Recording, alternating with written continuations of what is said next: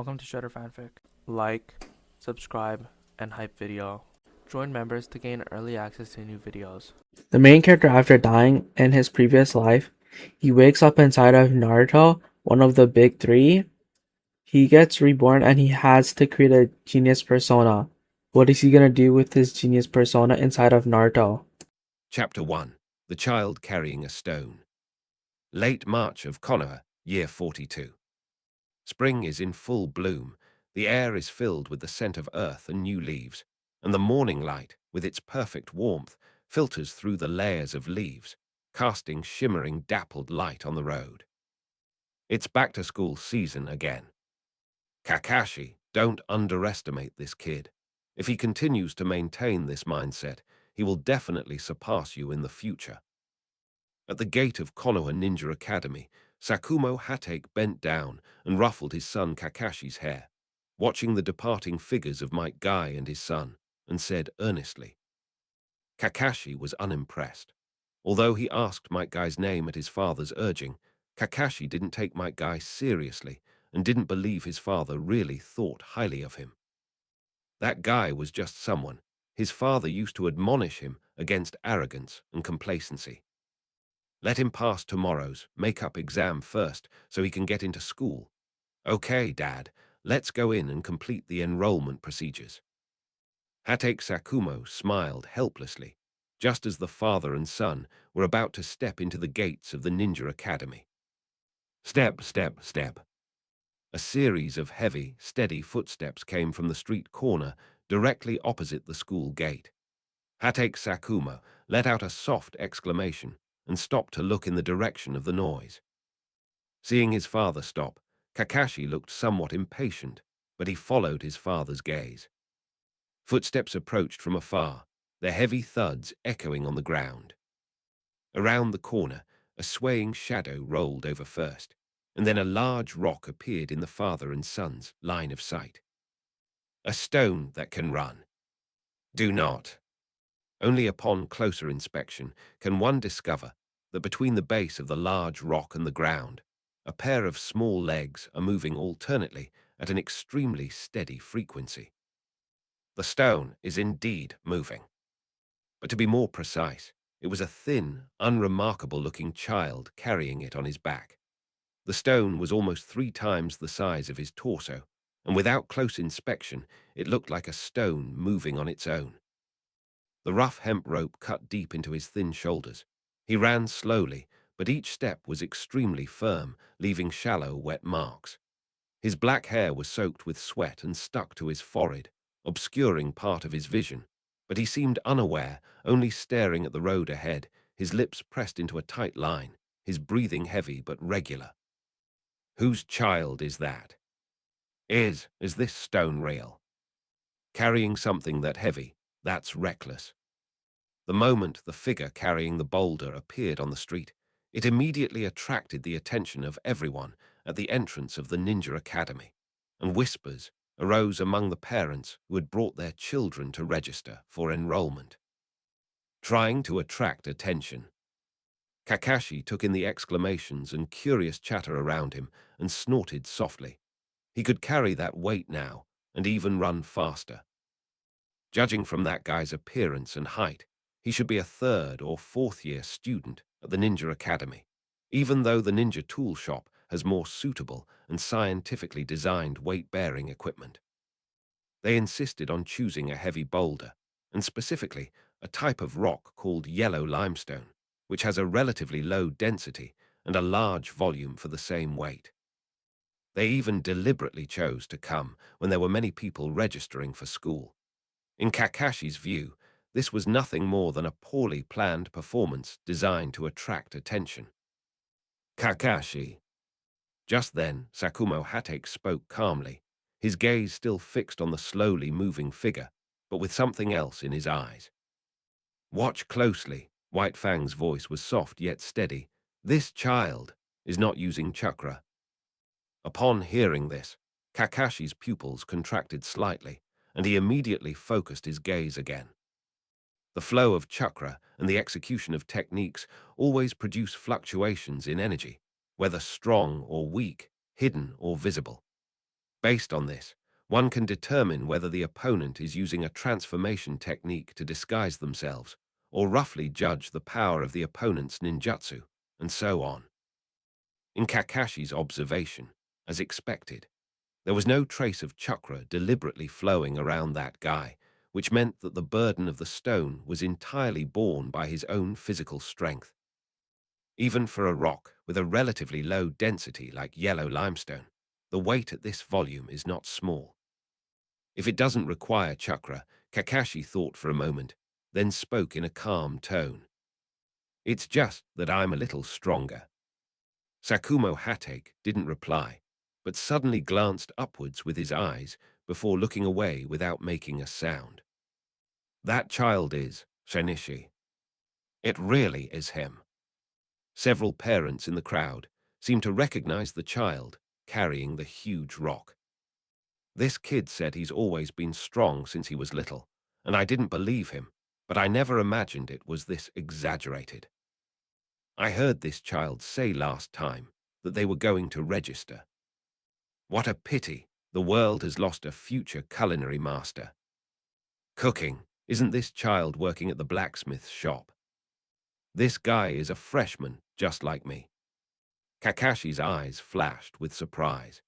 Judging from Shinichi's height and appearance, he was certain that Shinichi was a third or even fourth-year student, but he did not expect him to be a freshman like himself.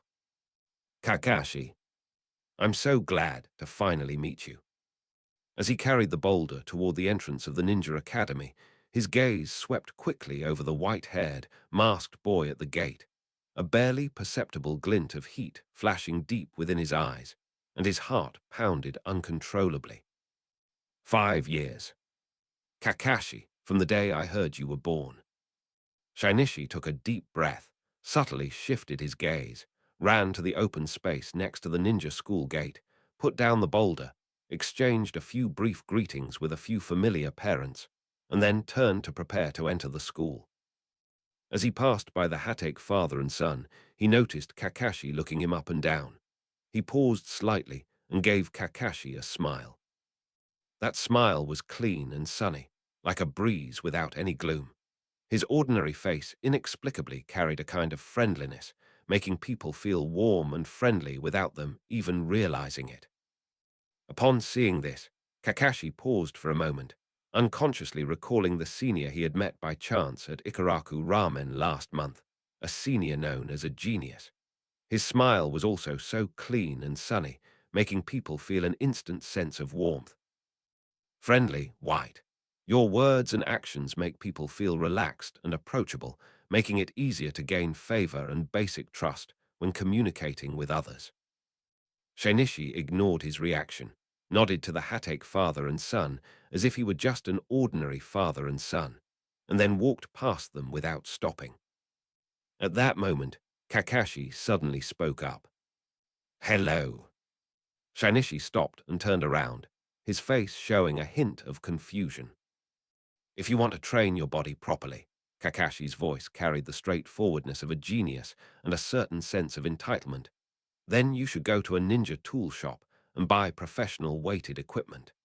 Carrying these irregularly shaped stones is not only inefficient and makes it difficult to control your center of gravity, but it can also easily cause unnecessary muscle or bone damage. Shinichi listened attentively, his smile unwavering, and nodded. You're right, professional equipment is indeed safer and more efficient. I've checked out the ninja tool shop. His tone was calm, without the slightest hint of displeasure at being corrected. But right now, I haven't found one that perfectly suits my current needs. This stone is heavy, but once you get used to it, adjusting it isn't too difficult. Anyway, thank you for your suggestion. My name is Shinichi Higashino, and what's yours? How could a ninja tool shop not have suitable ones? Kakashi frowned. He was familiar with the ninja tool shop selection, and to say there wasn't a completely suitable one was a stretch. But then he thought better of himself, realizing he'd already inexplicably stopped someone, and there was no need to press the matter further. So he simply replied, Kakashi Hatake. Kakashi, is that it? I'll remember that. Zhen nodded and turned to walk into the school gate. This child has suffered so much. He lost his parents at such a young age. I've donated most of the money I've earned from working over the past year to orphanages. No wonder he's a loyal and kind-hearted child. The whispers of several parents nearby drifted over. Kakashi's gaze fell on Shainishi's disappearing figure, and he remained silent for a moment. Let's go and complete the school registration procedures, Dad. Shainishi, who had already traveled a long way and was unaware of what would happen next, was now recalling his previous conversation with Kakashi. Is it a professional weight-bearing device? You make a very good point, Kakashi. Only, if I don't carry that huge rock on my back, how will the world know that I have superhuman strength and am different from ordinary people? A faint smile appeared on Shainishi's lips. A thought struck him, and a floating panel that only he could see appeared in his line of sight. Name, Shainishi Higashina. Occupation, swordsmanship apprentice. Talents, intelligent white, diligent white, amiable white, robust white, foodie white, resilient white, agile white, calm white. Number of draws, none. Chapter 2, Ninja Academy Students. Shinichi Higashino was born in Konoha in 36 and grew up in an orphanage. Born an orphan, he had neither a distinguished family background nor special bloodline, but he had a personal panel that had been in his sight since birth. After gradually understanding the operating logic of this panel, I began to consciously manage my persona. With the mindset of an adult, he demonstrated an understanding and learning ability beyond his years at a young age, earning praise from adults in the orphanage and the neighborhood for his intelligence. He incorporated diligence into his daily life, taking on chores at the orphanage from a very young age. From the age when he could run and jump, he systematically trained his body, doing push-ups, running, and jumping. He even gritted his teeth and did more and heavier exercises, just to leave others with the impression that he was in good physical condition. Even at the dinner table, he openly displayed an appetite disproportionate to his small stature, finishing his second and third bowls with focused attention.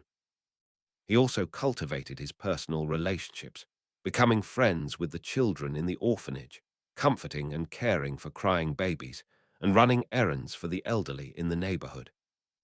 He even invited the children in the courtyard to hit his back and limbs with smooth wooden sticks, claiming that future ninjas need strong bodies and strong wills.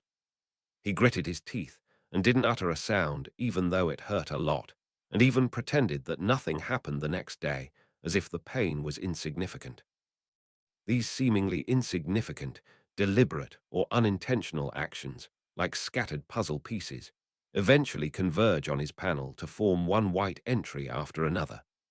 They are both the truth in the eyes of others and the foundation that Shinichi builds for himself on the path to transcendence. Through years of observation and experimentation, Jenny has gradually discovered some patterns in term generation. The speed and quality of generation seem to be closely related to three factors: the number of people who recognize a certain trait of his, the depth of their impression of that trait, and the strength, status, or influence of those who recognize him. Therefore, today's entrance presentation, where he carries stones on his back, is just another carefully planned attempt to create his persona. On the first day of school, a large number of students, parents, and teachers gathered at the entrance of Ren's school, creating a bustling scene and attracting far more attention than usual. It's even possible that the third Hokage was secretly observing the enrollment of new students in some way. The enormous yellow-gray rock that completely covered him was also the result of his deliberate selection. This type of rock has a relatively low density, making it appear exceptionally large for the same weight, resulting in a particularly strong visual impact when people see it for the first time. The exaggerated contrast between the size and the weight is far more eye-catching than carrying a small but heavier metal block. deepening the shocking impression of innate superhuman strength and physique. This behavior is somewhat unconventional, but looking around, there are certainly others in the village who behave even more exaggeratedly and eccentrically. The most crucial reason is that Shinichi urgently needs to accelerate the generation and upgrading of entries in order to enhance himself. This is to ensure that I will definitely be able to succeed in the first academic year. Defeat Kakashi. Compared to the potential rewards, this eye-catching ripple is entirely within an acceptable range. Kakashi, now unleash your dazzling talent and let everyone in Konoha acknowledge your genius. Don't let me down. Shinichi took a deep breath, calming his emotions churning from the weight and his first encounter with Kakashi, and walked steadily toward the registration area. There, a male teacher wearing a green Chunin vest and with a capable appearance was sitting behind a desk, methodically processing documents. Name, the teacher asked in a formulaic manner without even looking up. Shinichi Higashino. Did you bring your acceptance letter? Yes, teacher. Shinichi took out the well-preserved admission notice from his pocket and handed it over with both hands. The Konoha Ninja Academy is open to all school-aged children in the village, regardless of their background, but they still need to pass a basic assessment before they can enroll. Every year, many children fail to be admitted. For example, Matt Kai initially failed, but was able to enroll by taking a makeup exam based on his physical skills. The teacher who handled the registration took the notification letter and glanced at the information section and grades. When he saw that all the grades were A, S, he looked up with a hint of surprise and approval on his face. All subjects are A's. Not bad, your foundation is very solid. His tone softened a bit. He glanced at Shinichi's birth date on the admission notice and casually asked, You should have been of school age last year. Why are you only registering this year? Shinichi gave a gentle, slightly apologetic smile and explained calmly, Yes, teacher. Last year I had to postpone it for a year because I needed to save up some necessary funds. I mainly helped out at the blacksmith shop and restaurant in the village. That's obviously a lie. The reason Shinichi only enrolled this year was primarily to ensure that he was in the same year as Kakashi, or even in the same class. Only in this way could the possibility of competing on the same stage in practical classes and assessments be greatly increased. Secondly, this year was also his exploration period for the career column. There is no need to find a reason. He is an orphan who supports himself by working and saving money, and even uses his extra money to subsidize the orphanage that raised him. He is sensible, independent, and loyal. What is there to say? Unfortunately, he tried many jobs, but almost nothing changed. Only when he enrolled in a kendo dojo, founded by an old samurai from the land of iron who had settled in Konoha at the beginning of the village, did a long time pass before the previously empty profession column slowly began to display new words: swordsmanship apprentice. A class card that slightly improves his physical attributes and accelerates his swordsmanship training, and grants him a chance to directly draw a new white affix. The teacher enrolled the student, subconsciously glanced at the address section on the admission notice, her expression momentarily faltering. Her previously formulaic demeanor was instantly replaced by a barely perceptible hint of embarrassment and understanding. He coughed lightly, quickly composed himself, and looked at the smiling child in front of him, his tone softening unconsciously. Well, all the materials are complete. Your registration is approved.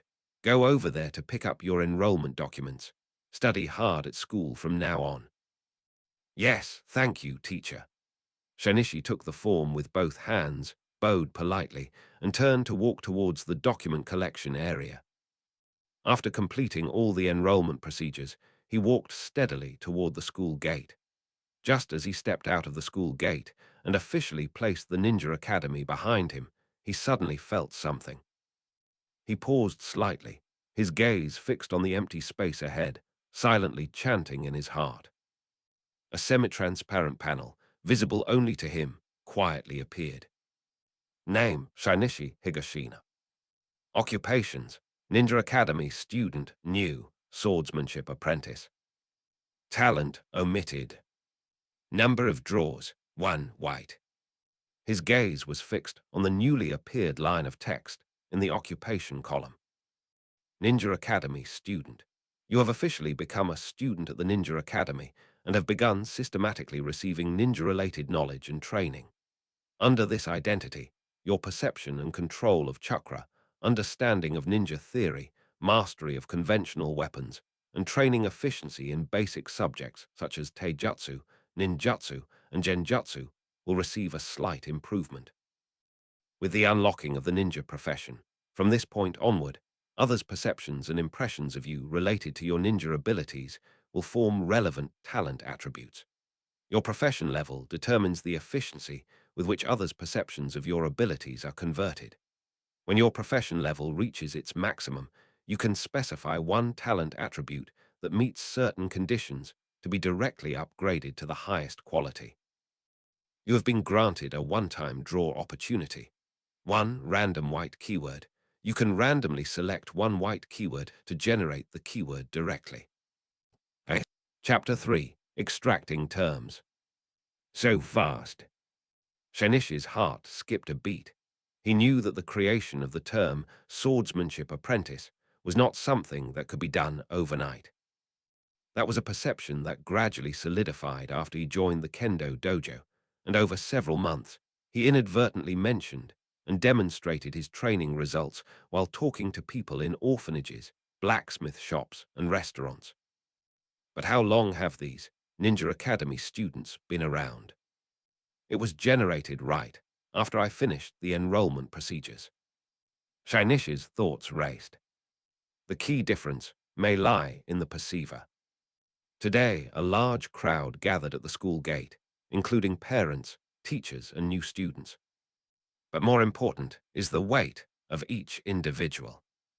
Kakashi was present. His father, the legendary White Fang of Konoha, Hatake Sakumo, was also present.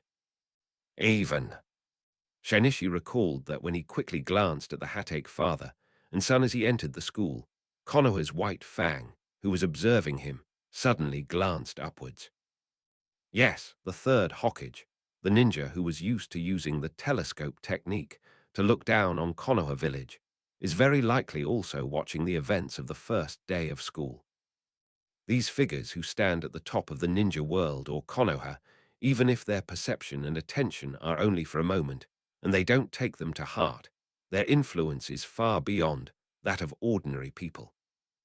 The speed at which entries are generated is indeed closely related to the strength and status of the knower.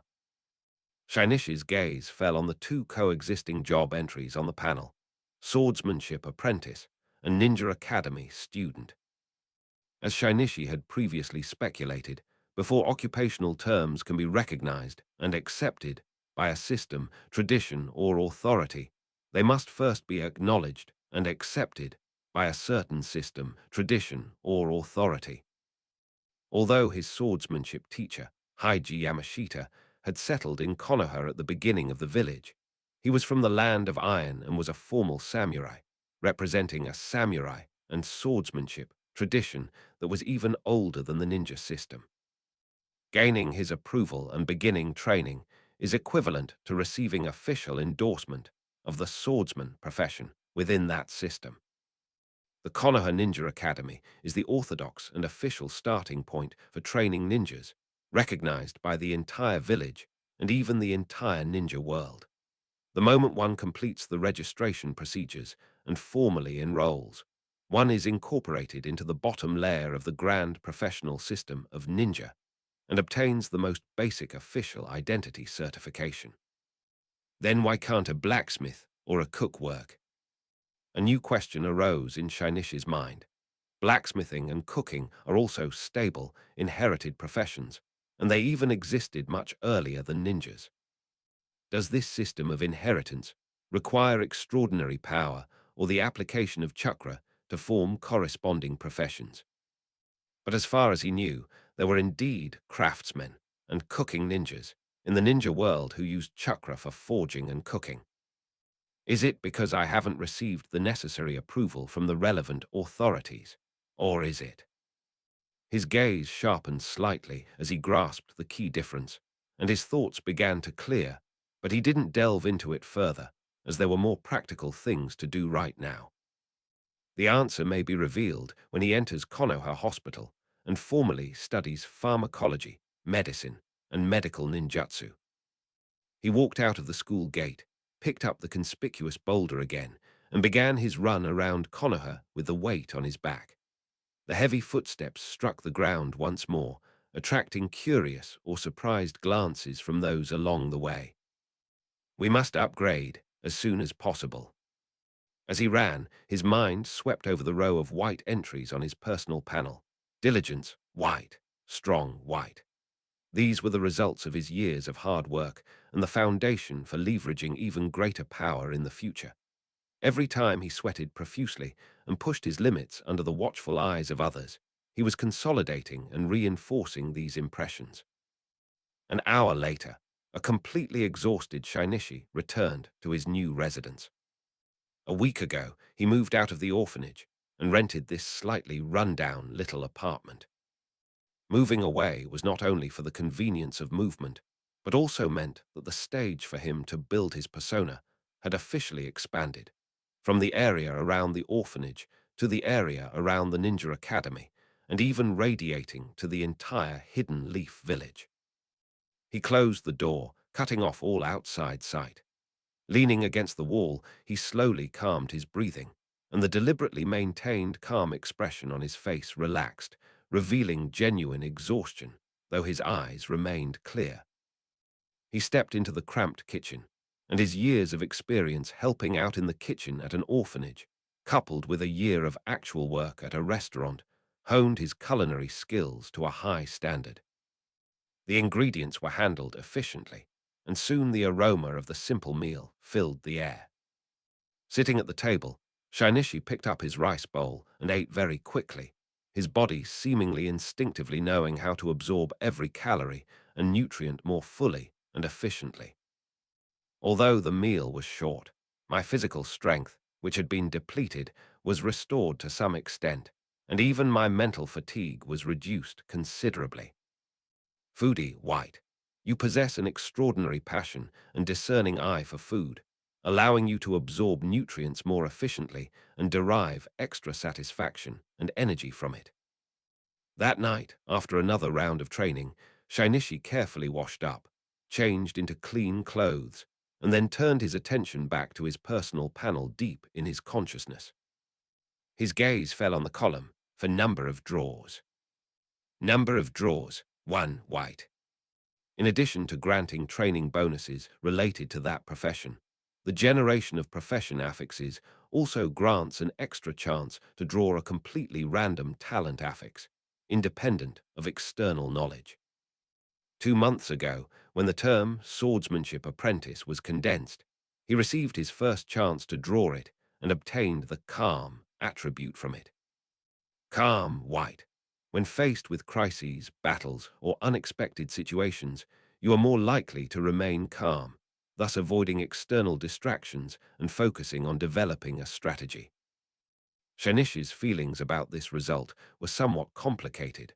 The value of this term itself is undeniable. Being able to remain calm and think clearly in times of crisis is an extremely important quality for a ninja. But he believed he could generate this entry by creating a persona. However, he had too little time. In the early days, in order to quickly obtain the attributes of diligence, robustness, tenacity, and agility, he had to do some things that seemed out of place and even worrying, especially the resilience entry. In order to generate this entry as quickly as possible, he even put the location where he was beaten at the street corner, just so that more people could see it and leave an impression. Such an overly unconventional behavior is naturally inconsistent with the calm persona. Now, the second chance to draw has arrived, and the source is this morning's Ninja Academy student. What will I get this time? Shinichi took a deep breath to calm his slightly accelerated heartbeat and focused his mind on the word, one time, white, that was emitting a faint light. There were no flashy special effects and no long waits. It was as if only a faint ripple passed through my field of vision, and the text on the panel had already changed. Number of draws, 0 white. In the talent attribute column, right after calm, white, a new line of text quietly appeared in the white light. Chapter 4, Innate Divine Strength. Wind Release Basics, white. Your perception of wind-style chakra is more acute, and your control is smoother. Efficiency and success rate are slightly improved when learning and executing basic wind-style ninjutsu. Wind Release Basics. Shinichi silently took a white test strip from the drawer, and a moment later the test strip burned. Out. Looking at the burnt remains of the test strip in his hand, Shinichi fell silent again, then suddenly laughed. People can actually laugh when they're speechless. Fire Attribute. His chakra nature is pure fire. His personal panel is an aggregator of external perceptions and enhancements. The terms solidified through public perception provide him with various boosts. Intelligence increases thinking speed and comprehension. Diligence strengthens focus and reduces fatigue. Vigor enhances physical attributes.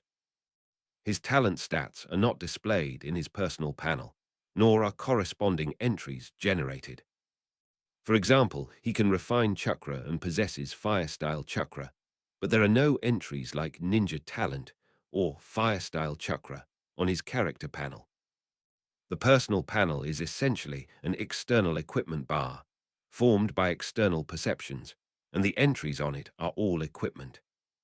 He was considered to be intelligent, so an item called Wisdom was created for him to increase his intelligence, which had no direct relation to his actual intelligence level.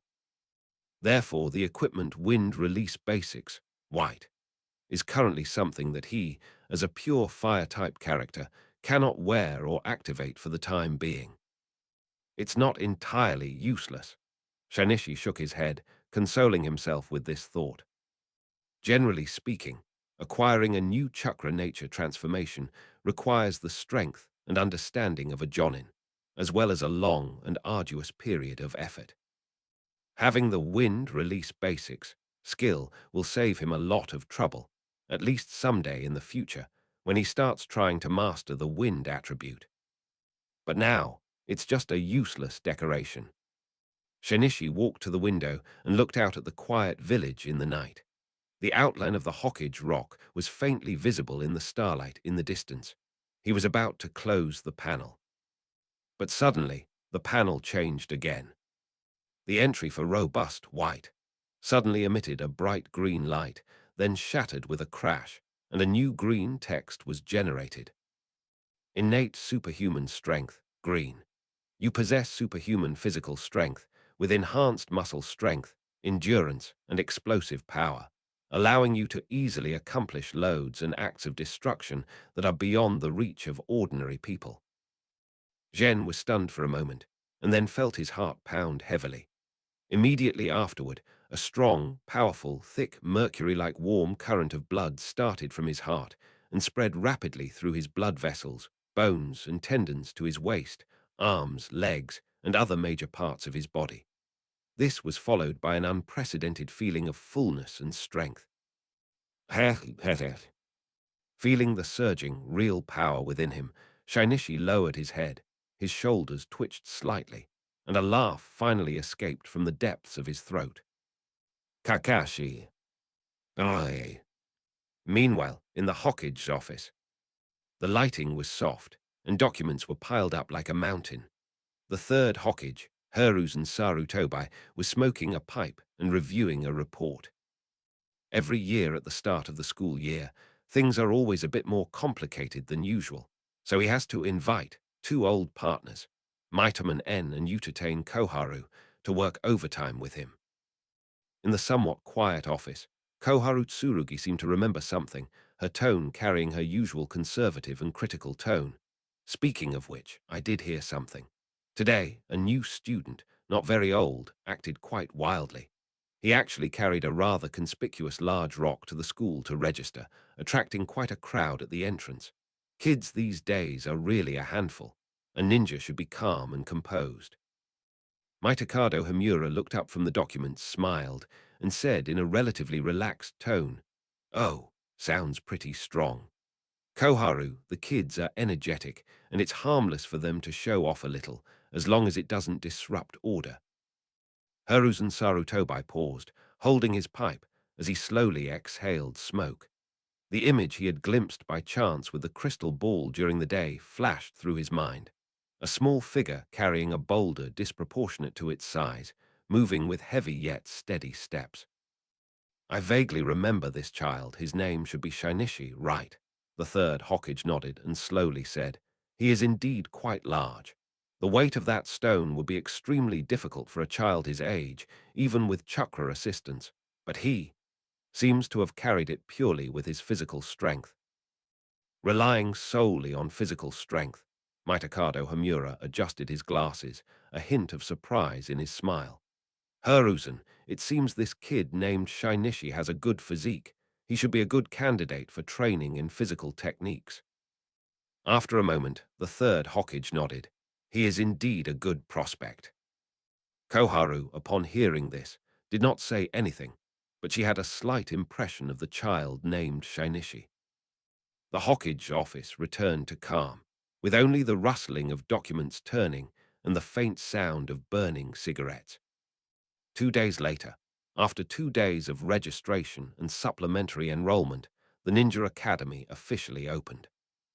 Shinichi has maintained his habit of going out for morning exercise at 4 in the morning, just like he has for years. As dawn broke, he finished his training, washed up, and arrived at school on time, 15 minutes before class. We walked across the still quiet playground and entered the teaching building. The door to Class 2, Grade 1 was wide open, and the children's unique, energetic chatter could be heard from inside. Stepping into the classroom, Jenny's gaze calmly swept over the seats, which were already mostly occupied. Kakashi Hatake, Mike Guy, Kurenai Yuhai, Asuma Sarutobi, Obito Uchiha, Rin Nohara, those familiar names that corresponded to his memories. Not a single one appeared in this classroom.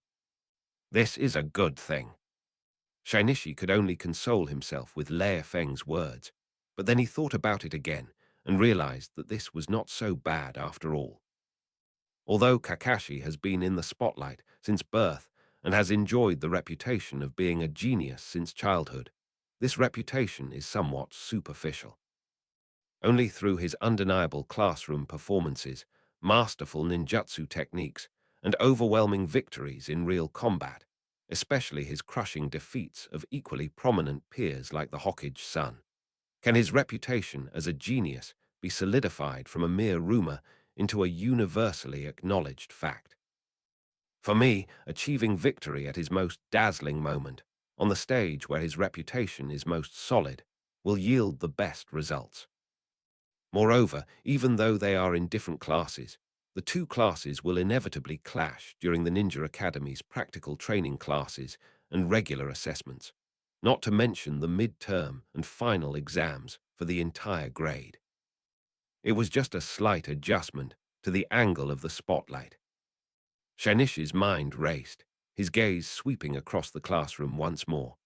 The seats were now mostly full, but his eyes finally settled on the upper right corner by the window, a three-person table where only a girl was sitting.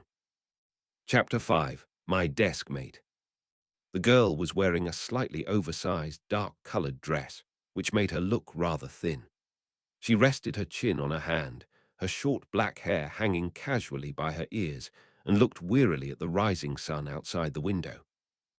Honestly, he said he'd take good care of me for Uncle, but he got so drunk and caused trouble until the middle of the night. In the end, who knows who was taking care of whom? The black-haired girl yawned, looking tired. A memory of a blonde figure's chaotic state last night flashed through her mind, and she sighed inwardly. "Excuse me, may I sit here?" A gentle and clear voice came through. The girl turned her head at the sound, seemingly still lost in her own thoughts, her eyes still a little dazed as she came back to her senses. She glanced at Shinichi, then at the empty seat next to her, her face expressionless. She simply nodded lazily and said softly, whatever. My name is Shinichi Higashina. What's yours, classmate? Mute, Mute responded weakly, her voice so soft it seemed to float in the air. She slightly lifted her eyelids and glanced at Shinichi again. This unremarkable classmate had a surprisingly pleasant smile, like the gentle morning sunlight. But that warmth quickly dissipated as she was now preoccupied with another unpleasant matter. The thought of that drunk woman making a mess of the house when she woke up, and having to clean up the mess when she got back, made Jingyan's temples throb. Even the classroom in front of her and her new deskmate next to her seemed a little unreal. Mute. That's right. I remember Shizune and Kakashi were the same age and in the same class. It seems to be a good thing indeed. Shinichi's lips curled slightly as he calmly looked towards the podium, waiting for the teacher to arrive. However, his mind was filled with new thoughts due to the unexpected discovery of Shizune as his new deskmate. A few minutes later, the teacher still hadn't appeared. The classroom door was pushed open with a bang, and a figure rushed in, bringing in a gust of dry air. The newcomer had dark skin, was noticeably more robust than other children his age, and was covered in sweat, as if he had run there. He took a few deep breaths, his eyes under his thick eyebrows quickly scanning the classroom. He found that there was only one empty seat left in the three-seater by the window in the upper right corner, so he strode over there without hesitation. Thank goodness I made it. He plopped down in the empty seat next to Shinichi, letting out a long sigh of relief, then muttered with some dissatisfaction. Honestly, Teacher Chen is so careless about time. It's the first day already. He seemed to realize halfway through his sentence that he hadn't greeted his new deskmate yet, and abruptly turned around, revealing a bright white smile that was utterly untroubled. My name is Ishizuka Takashi. Just call me Takashi. What's your name? Chinese letter. A certain idea flashed through Shinichi's mind, but he didn't show it on his face, and instead gave a friendly smile. Higashino Shinichi, you can call me Shinichi. As he spoke, he glanced at Ishizuka Takashi's muscular physique and the teacher Chen he had casually mentioned earlier, and with a guess in mind, he casually said, Takashi, judging from your appearance, you must be skilled in physical combat. Not really. Ishizuka Takashi waved his hand, his smile carrying a hint of frank self-deprecation, but his eyes were sparkling. Rather than saying I'm good at it, it's more accurate to say that this is all I know. I only got in by passing the Taijutsu entrance exam. My master always said that people who can't use ninjutsu can't be ninjas and advised me to give up on that idea, but I'm determined to prove him wrong. Even if you only know Taijutsu, you can still become an excellent ninja. What do you think, Shinichi? Of course, physical skills themselves are a remarkable path, capable of creating miracles. Shinichi's tone was sincere, without a trace of falsehood, because physical skills can truly create miracles, and Mike Guy is the best example of this. Ha ha ha, that's so well said. A miracle. Yes, a miracle. Ishizuka Takashi's smile widened, clearly pleased. He then said enthusiastically, speaking of which, Shinichi, are you also interested in Taijutsu? You seem to have a pretty sturdy build. How about we spar sometime? Master Chen always says that real combat is the best practice. It really is you. All you know is physical combat, Teacher Chen.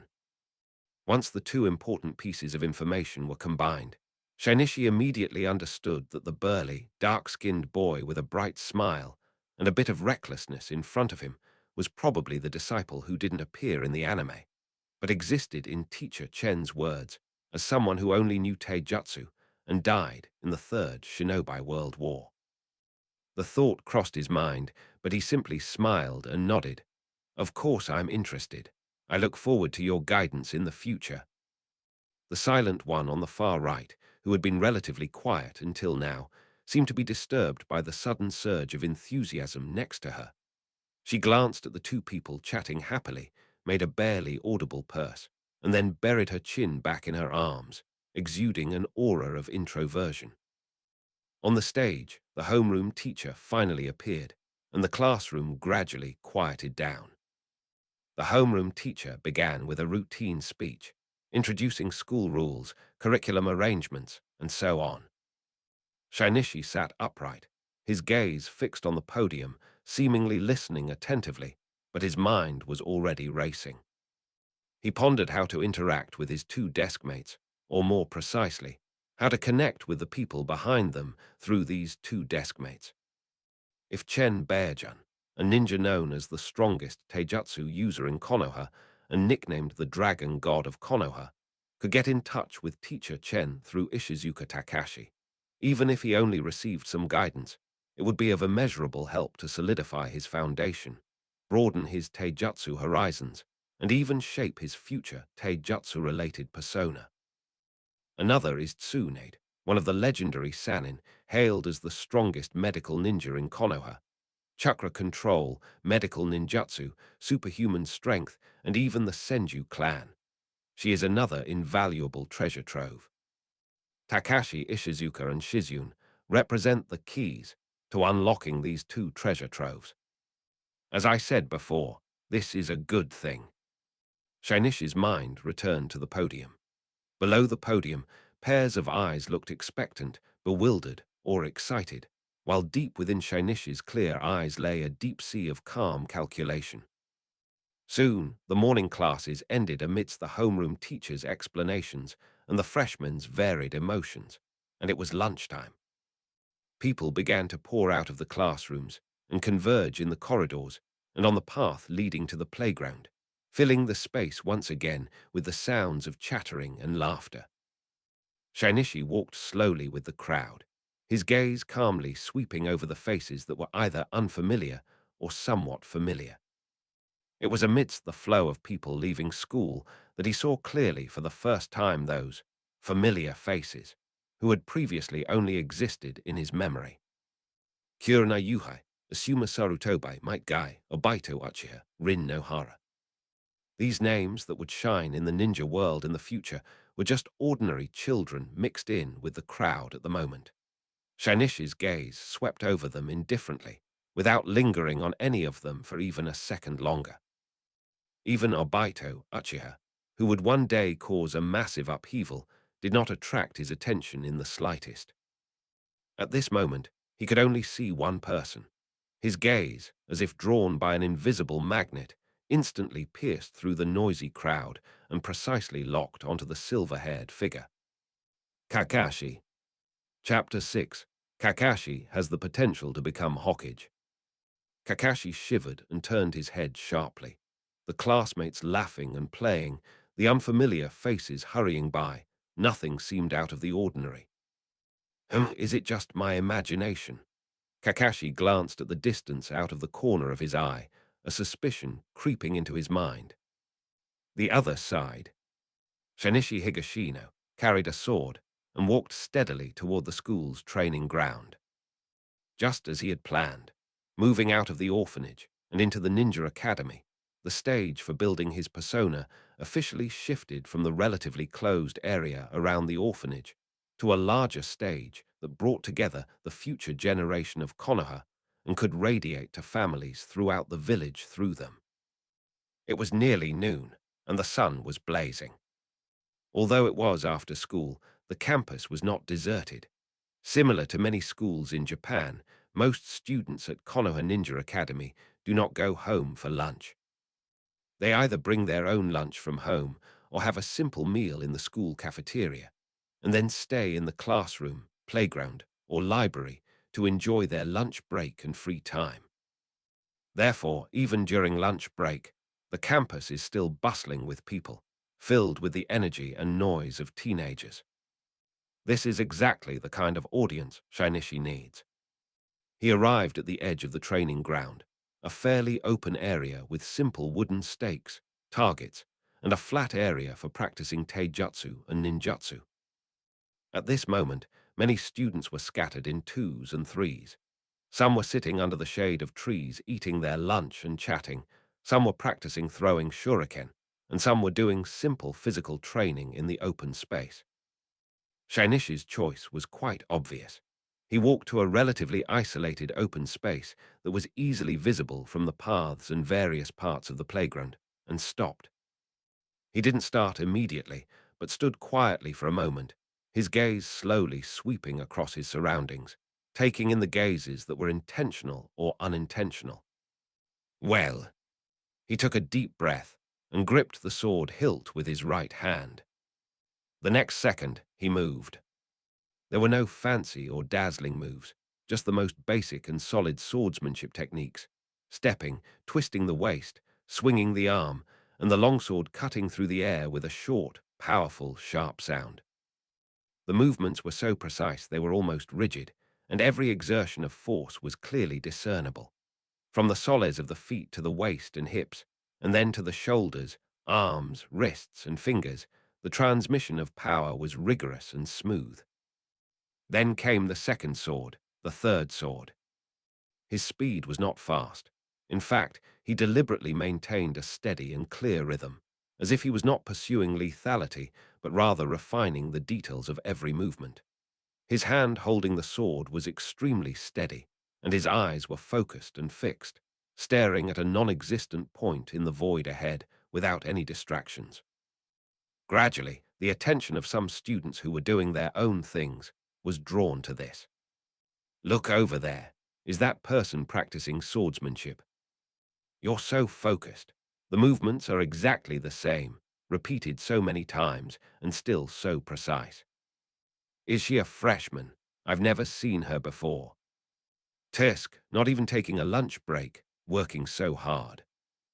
A low murmur of discussion drifted over, a mixture of curiosity, praise, and disapproval. Shanishi sensed the gazes and whispers, which were exactly what he wanted. Starting at noon today, he has been practicing his sword here every day during his lunch break, without fail, in full view of everyone. Starting tomorrow and every day thereafter, he will appear on the playground or roads around the school during the morning rush hour, carrying one huge rock after another. Day to day.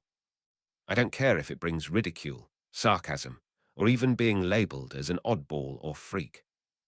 As long as one is diligent, hardworking, has amazing perseverance, a solid foundation, and a talent for swordsmanship, these impressions may be recognized and acknowledged by some of them. And through the eyes of these classmates, it was constantly confirmed and deepened, and then quietly flowed into their respective families through casual conversations after school. A casual remark from parents or elders at the dinner table, or a normal conversation among neighbors, will gradually associate the name Shinichi Higashino with these qualities. Even in the future, when these classmates graduate and become genin, chunin, or pursue other professions, they might occasionally recall in casual conversations with their mentors, teammates, and colleagues. Back in school, there was this guy who would run every morning carrying a huge rock and practice swordsmanship without fail at noon. He was incredibly dedicated. Impressions are like drops of water, converging into a stream, ultimately shaping the true image of him in the minds of others. Aye. The July weather had completely immersed the leaves in a sticky heat. Time flies, and the first semester is about to end. The Ninja Academy is about to hold its 3-day final exams. Thank goodness you're here, Shinichi. The morning's written exam for academic subjects had just ended, and the proctor had just packed up the papers and left the classroom when Takashi Ishizuka let out a long sigh of relief. He then looked at Shinichi beside him, his dark, muscular face showing relief. If it weren't for you, my academic subjects would have failed just like the previous exams. He was telling the truth. During the exam, Shinichi didn't make any big movements. He simply turned the part filled with answers towards Runa's side. The practical assessment is this afternoon. Ishizuka Takashi quickly recovered from the ordeal of the academic exam, leaning forward with a familiar eagerness for the practical test burning in his eyes. I heard from the upperclassmen that, for a more comprehensive evaluation, the practical exam sometimes randomly matches opponents between classes. I really hope I can run into some strong guys from other classes and have a good match. Hey, don't get too excited. You'll be crying if you get matched with Kakashi. Shizune, who was tidying up her stationery, looked up and poured cold water on her enthusiasm. Kakashi! Ishizuka Takashi's excitement visibly froze for a moment, then he scratched his head and frankly admitted, "That guy is indeed very strong, a genius among geniuses." The assessment of a genius among geniuses is almost universally accepted by everyone at the current Ninja Academy regarding Kakashi Hatake. Since enrolling, I have consistently achieved perfect scores in all monthly and mid-term exams, including theory, ninjutsu, taijutsu, genjutsu, shuriken, and all other subjects. A perfect score was merely the starting point of his astonishing talent. While most first-year students are still struggling to build a foundation, being able to use the three bodies technique without making a mistake is enough to earn them the title of genius. Kakashi can now fluently perform elemental ninjutsu. Moreover, it's not just one type. It includes all five elements: wind, fire, thunder, earth, and water. The innate five elemental chakras are a rare and legendary talent, 1 in 10,000. Throughout the history of Konoha since its founding, only 3 people have been clearly recorded as possessing such talent. Hashirama Senju, the first Hokage who ushered in a new era; Tobarama Senju, the second Hokage who laid the foundation for the village; and Hiruzen Saru Tobai, the current third Hokage, who is hailed as the strongest Hokage. Kakashi is fourth. Therefore, when Kakashi's talent in the five elemental ninjutsu was revealed at the school, I wonder which nosy student came up with the phrase, potential to become a Hokage. But soon it spread quietly among teachers and students like wildfire, and quickly spread throughout Konoha. Nowadays, even the most ordinary villagers have heard, more or less, during their leisure time. The 5-year-old son of Konoha's White Fang is a genius among geniuses, the hope that carries the name of future Hokage. Chapter 7: The End. Shinichi listened quietly to their conversation, his face still bearing that gentle and calm expression. The meddlesome student was, of course, himself. Just last month, during another practical lesson where the two classes overlapped, Shinichi still didn't rush to challenge Kakashi. He watched silently from the crowd as Kakashi, with his more skillful and overwhelming fire release, decisively defeated Asuma, the son of the Hokage. When the surrounding classmates exclaimed in amazement, "Kakashi seems to be able to use ninjutsu of all five natures," Shinichi casually remarked in a conversational tone, as if recalling something. "Speaking of which, I saw when I was researching in the library that the first, second, and third Hokage all seem to be born with the constitution of all five chakra natures. Whether the first, second, and third Hokage possessed all five elemental chakra attributes innately is unimportant. Whether other ninjas like them existed in Konoha's history is also unimportant. Importantly, a simple yet powerful association has been subtly implanted in the listener's mind through this sentence. 5 elemental chakras, approximately Naruto. Kakashi has the potential to become Hokage. For Shinichi, the greater Kakashi's fame and the brighter his aura, the better. However, I still think Shinichi is stronger. Ishizuka Takashi's voice was filled with undisguised bias. If Shinichi were to face Kakashi, he would definitely win. Upon hearing this, Shizune raised her eyes, her gaze lingering for a moment on Shinichi's calm profile. Shinichi. In her heart, this deskmate was undoubtedly outstanding, the best in their class, with impeccable grades in all subjects, a model among models. His daily routine of carrying a huge rock and running on the school playground every morning without fail is indeed a bit abstract, but his hard work and perseverance day after day are admirable. Shinichi is indeed very outstanding, but in Shizune's eyes, This excellence is a model student who is calm and reliable. Kakashi, on the other hand, seems to exist in another dimension. His talent is too dazzling. The five elemental chakras, his all-around strength that crushes his peers, and the title of potential Hokage that has already spread throughout the village. All of these combined create an impression of a near-legendary, epoch-making genius. It was a kind of unattainable radiance that made it difficult for people to even think of comparing it to anything else. Shinichi took in the subtle assessment in Shizun's glance, stood up, smiled, and said calmly, "I'll do my best whoever I'm matched with. I'm going to practice my sword now." Aye. Name, Shinichi Higashina. Occupation, Ninja Academy Student Swordsmanship Apprentice. Talents, innate super strength green, diligence compensates for lack of talent green, intelligence white, affinity white, foodie white, tenacity white, agility white, calmness white, wind release basics white, taijutsu basics white, swordsmanship basics white. Shinichi turned his gaze away from the personal panel that only he could see. Compared to when he first enrolled, his profile has changed considerably through continuous character development this semester.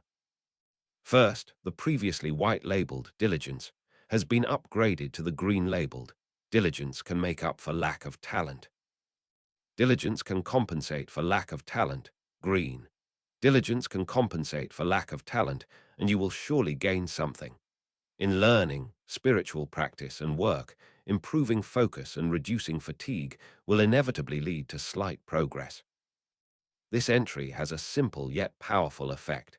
Improving focus and reducing fatigue. These are only minor improvements compared to the previous white entry. But its true essence lies in the second half of the sentence. There will be slight progress in all of them. These few simple words, in Shinichi's view, are in some ways a divine skill.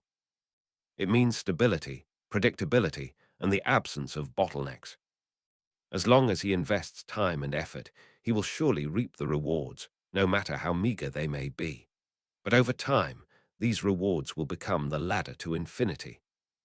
In addition, two new white entries have been added to the panel. Basic physical skills, white, and basic swordsmanship, white. Physical skills basics, white. Your body coordination, strength, and endurance are superior to ordinary people. You learn and master physical skills faster and are better able to time your attacks in physical combat. Swordsmanship basics, white. You possess exceptional feel and aptitude for the sword, learn sword techniques swiftly, maintain a steady stance, and are able to more accurately pinpoint your opponent's weaknesses in combat. The changes they brought were direct and practical. His physical skills improved his control over his body, efficiency in generating power, and timing in physical combat. His swordsmanship fundamentals enhanced his perception of the sword, his comprehension of techniques, and his keenness in spotting weaknesses in combat. Both of these factors genuinely raised his minimum skill level and growth rate in these two fields. He focused his mind, stopped looking at the panel, and began to seriously practice his sword. The practical assessment in the afternoon would be a test of his current achievements, and also another occasion to continue to cultivate his knowledge. He was practicing his swordplay and warming up. Aye. In the afternoon, on the drill field, the homeroom teachers of Class 1 and Class 2 huddled together and whispered a few words, seemingly confirming the final arrangements. Then the homeroom teacher of Class 2, Chunin Matsumoto Fumio, walked to the front of the line and took out a new form. Classmates, the next step is the final part of this final exam, the practical assessment. Matsumoto Sensei's voice clearly echoed across the playground. To ensure a comprehensive evaluation, this assessment will be conducted jointly by Class 1 and Class 2. In our sense, and I will match you with opponents of similar strength based on your past performance records. The purpose is to test your learning outcomes in taijutsu, basic ninjutsu, and practical combat this semester. He cleared his throat and glanced at the list. Then, let's start with the first match.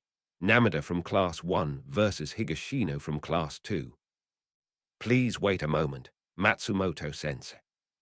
A calm and clear voice rang out, interrupting the teacher. Mr. Matsumoto, who was interrupted, was slightly taken aback, but when he saw that it was Shinichi, he did not show any displeasure. This student was always calm and sensible, and there must be a reason for him to speak now. He asked in a gentle voice, "Shinichi, is there a problem?"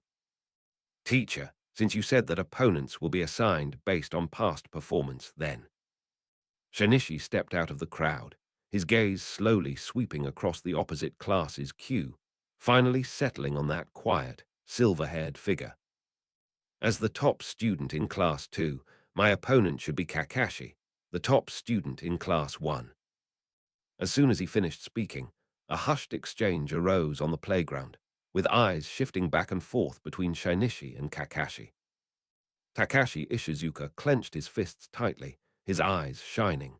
Shizune widened her eyes and looked at Shinichi. The students in the class line also showed expressions of surprise or curiosity. Mr. Matsumoto was clearly taken aback by this direct and specific request and felt conflicted. He knew that Shinichi was telling the truth, but the arrangement was also partly due to his own selfish motives. In his view, although Shinichi was very talented, he was still far behind Kakashi Hatake. He worried that such a mismatch between the two teams might severely damage the confidence of this outstanding child if Geni were to lose decisively. As a teacher, he couldn't help but feel protective of him. Just as Matsumoto-sensei was struggling with how to smooth things over, a calm and even voice rang out. "I have no objection." Chapter 8, Shining in Konoha in the Name of Genius. The two stood facing each other on the playground. "Shinichi, do your best." Takashi Ishizuka's gruff voice was the first to break the silence. "Come on, Shinichi. Let him see what we're made of." "Come on." As Ryu started, the entire Class 2 erupted in cheers for Shinichi, showing that Shinichi was quite popular in the class. Faced with the sudden surge of support from Class 2, Class 1 was silent for a moment.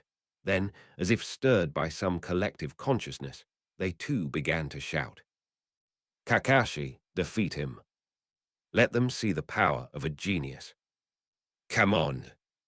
Although Kakashi has a cold and aloof personality and rarely has playmates, his talent that surpasses his peers, his calm and precocious temperament, and the aura of potential Hokage are all remarkable.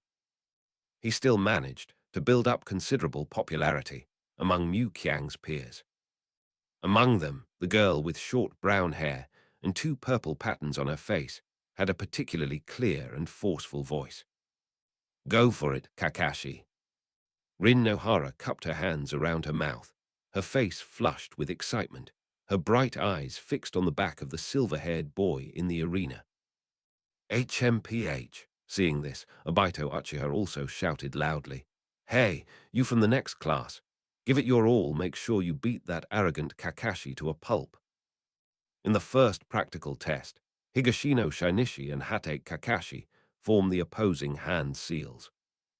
In the arena, Shinichi and Kakashi simultaneously raised their right hands, placing them in front of their chests, completing a simple opening ceremony. The difference is that Shinichi's gaze remained steadily fixed on his opponent, while Kakashi's eyes remained calm, even casual. "Well then, please take good care of me, Kakashi-kun." As soon as he finished speaking, Shinichi, like a tiger that had been gathering its strength for a long time, tore through the air and pounced on Kakashi in an instant, covering several meters with a chilling whistling sound. So fast. Kakashi's pupils suddenly contracted, and his previous nonchalance vanished. He didn't even have time to dodge, and could only cross his arms and block in front of him with lightning speed. Boom! A muffled sound rang out the instant the fist and leg collided. Kakashi felt as if he had been hit hard on the arm with a heavy hammer. His arms went numb, and his bones felt like they were about to be cracked. He was forced to slide backward, sliding back more than 10 meters before he managed to steady himself by ploughing the ground with his heels. Before the smoke and dust had cleared, a strong wind arrived again. Kakashi had barely managed to regain his footing when another attack came. A black figure appeared in front of him, its right leg straight like a steel whip, sweeping out with immense force. The air was torn apart by the leg wind, like a giant axe cleaving down heavily, and the shockwave even made the white hair on his forehead flutter backward. "Is that the leaf-splitting wind?" Ishizuka Takashi, standing on the sidelines, gaped in astonishment. He was very familiar with this move. It was a steel fist fluid technique that teacher Chen had taught him. Unexpectedly, Shinichi learned this move from the battle after only a few exchanges with him. On the field, Kakashi's expression changed. But he was, after all, a true genius, having received guidance from Konoha's White Fang since childhood, possessing excellent fighting instincts. At the critical moment, with amazing flexibility and reaction speed, the body suddenly rolled to the side and backward. At the same time, his wrist slammed into the ground as he rolled, his chakra exploding instantly. Using this momentum, his body sprang up like a spring, his right leg drawing a sharp arc as he kicked straight at Shinichi's chin. However, Shinichi seemed to have anticipated his counterattack, and with a light and precise step to the left, he managed to let the dangerous upper kick graze his nose. At the same time, his left hand formed a palm, his fingers taut like iron, and with a whistling force, he swept his palm upwards towards Kakashi's chin. Bang! A dull thud rang out, and Kakashi's vision went black as stars exploded in the sky. The violent shock left him momentarily blank, and his body fell backward completely out of control. Shinichi gave him no chance to catch his breath. In the instant Kakashi lost his balance, Shinichi delivered a powerful kick to his abdomen.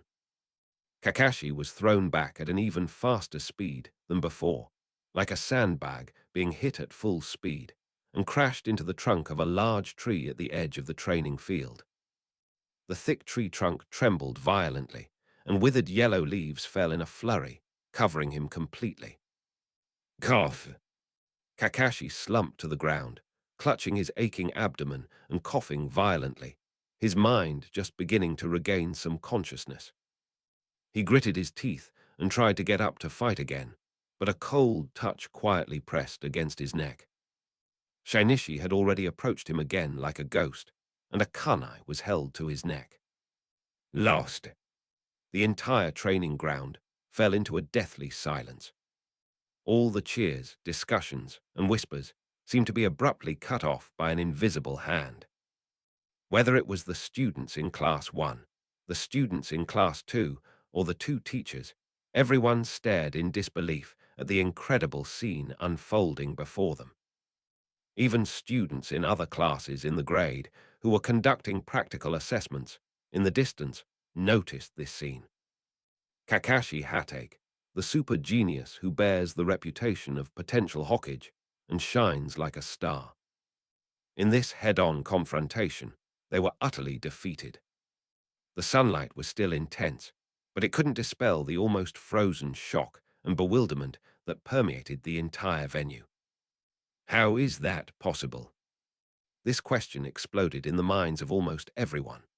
They looked at Shinichi Higashino, a commoner orphan with no illustrious family background, no inherited bloodline limit, and who was even said to have only mastered the most basic three-body techniques in terms of ninjutsu.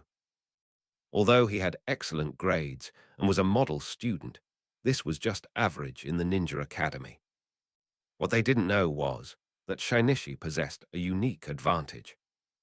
That is the power of the keywords derived from the persona that has been carefully constructed over the years.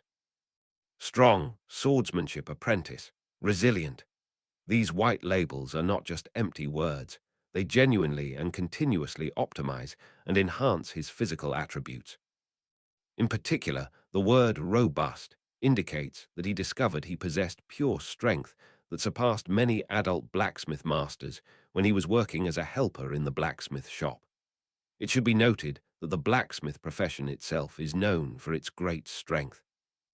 When the white attribute, robust, transformed into the green attribute, innate superhuman strength, Shainishi's power experienced an explosive increase, multiplying several times over.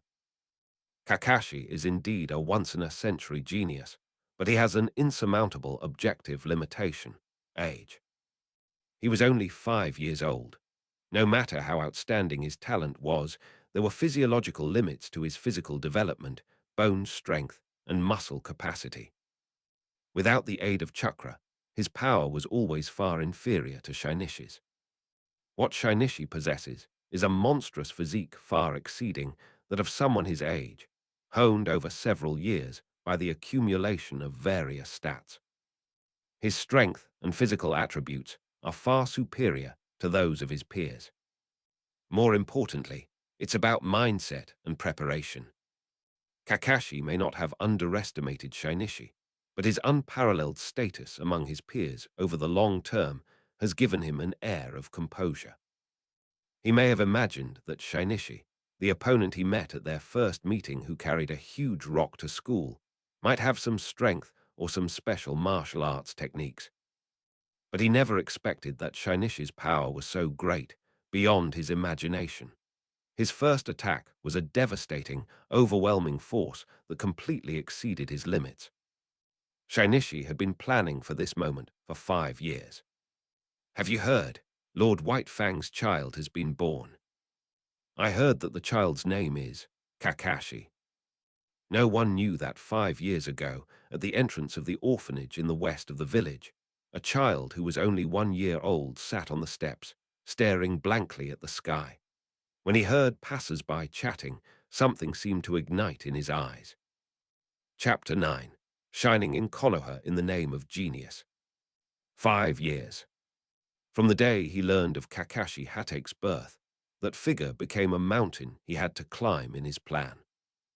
In this battle, his core tactics were extremely clear and ruthless: hand-to-hand combat, close-quarters combat, suppression, and never giving the opponent any space to use ninjutsu.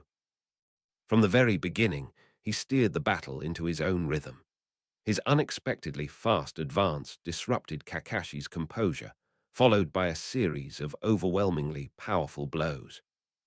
Throughout the entire fight, the opponent is kept firmly pinned in the quagmire of close combat, with a barrage of physical attacks, interrupting any possibility of hand seals or retreat. Let alone the 5 elemental escaping techniques. Kakashi couldn't even find a single opening to use the most basic clone technique or substitution technique. This was not an accident or a fluke, but a premeditated, precise strike that targeted weaknesses and amplified them by leveraging its unique advantages. The sun was still blazing, and the shock that filled the air was gradually replaced by a complex emotion. Looking at the calm, black-haired boy in the arena, many people, for the first time, truly separated the name Shinichi Higashino from the category of a hard-working top student and placed it in a position that needed to be re-examined. Shinichi, Shinichi, Shinichi. Takashi Ishizuka was the first to snap out of his shock. He clenched his fist and shouted at the top of his lungs. His shout was like a spark thrown into boiling oil, instantly igniting the second squad's ranks. "We won, Shinichi won. That's amazing. Shinichi, Shinichi." Cheers, shouts, and incredulous gasps erupted from Class 2's camp, creating a stark contrast to the deathly silence of Class 1 on the opposite side. Many students in Class 2 felt proud, and their faces were filled with excitement, while most of the students in Class 1 were still in a state of great cognitive shock, feeling bewildered and confused. How is this possible? How could that bastard Kakashi possibly lose? Obito, Uchiha muttered in bewilderment. The uproar startled the 2 homeroom teachers, who were also in shock. Matsumoto, Fumio, and Inao-sensei from Class 1 quickly exchanged a glance.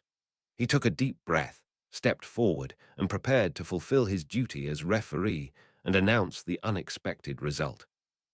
"Wait a minute, teachers." Shainishi's clear voice rang out again, as he deftly tucked the kunai back into the ninja tool pouch on his side.